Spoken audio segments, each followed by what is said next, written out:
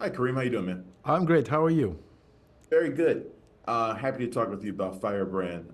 Thank you. Yeah, I'll tell you right off the bat, one of the things I really like about this movie, because I'm not a huge Tudors guy, and I think that's one of the reasons why I like it. It doesn't feel like a Tudors movie. It feels like it feels grittier. It feels different.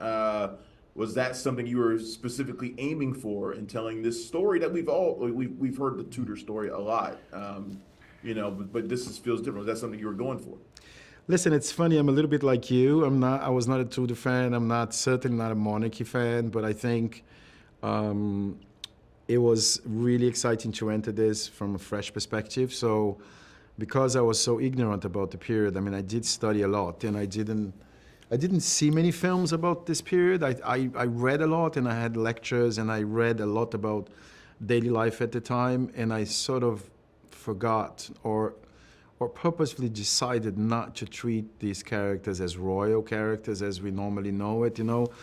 There's a sense of distance, the sense of, there's a sense of subservience, and sort of there's an aura about these royal characters that I don't come from a monarchic tradition. I'm Brazilian, and I think I come from a tradition which is quite different. So I think this is where it interested me, is like to maybe write a story which is a bit like a horror tale, but it's a story that takes place 500 years ago, but it could be today. So I think there was a lot of respect and accuracy in terms of history, but it was also a completely different take, at least from my perspective, on what it meant to be a king and a queen. For me, it was a couple that was sort of going through a horrible relationship. One was very powerful, the other one had very different ideas, in terms of what she wanted to achieve in life. I think Catherine was a woman who was fighting for emancipation at every step of the game, and Henry was fighting for domination. So that's the key of it for me, and to not think of it in a reverential manner, but to think of it horizontally. It almost feels like a horror movie in some sense. Like Well, it was she's, a horror story, right? Can you yeah, imagine being married to this guy trapped in a castle, not having chosen to marry him? And I think we've seen it before. Like, I think Bluebeard is a bit like this, The Beauty and the Beast, and I think there's lots of stories that are very similar. And they are nothing else but horror. I think there is, and there's also a lot of political elements in the story that I was very fond of. So I would say I was looking at it not as a period drama, but as a political thriller. And what are the elements that make a political thriller, such, and suspense and tension and not knowing where we're going, and being under the dominance of somebody who was very unpredictable. So that was sort of the starting point of this, and that came from the script, that came from the writers. I'm not the writer of this film, and I had wonderful writers, and there's a book also that we based ourselves upon. So it was looking at the possibility of making a genre movie, but a period genre movie.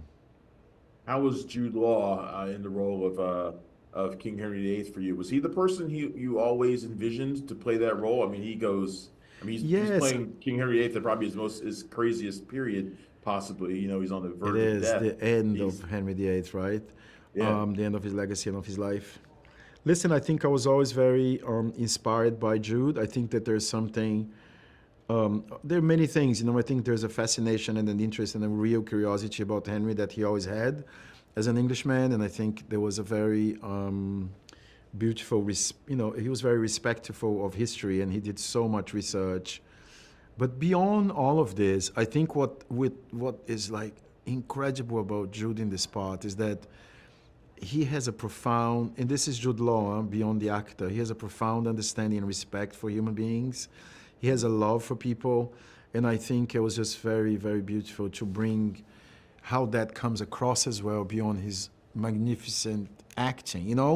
And I think there's always an understanding for Henry as a character that nobody is born a monster, and I think that what was great about Jude, you become one. And I think this film is, becoming that monster. And I think that he brings an amount of frailty and vulnerability and violence together that I think is a trademark of a real actor who has a profound understanding for characters.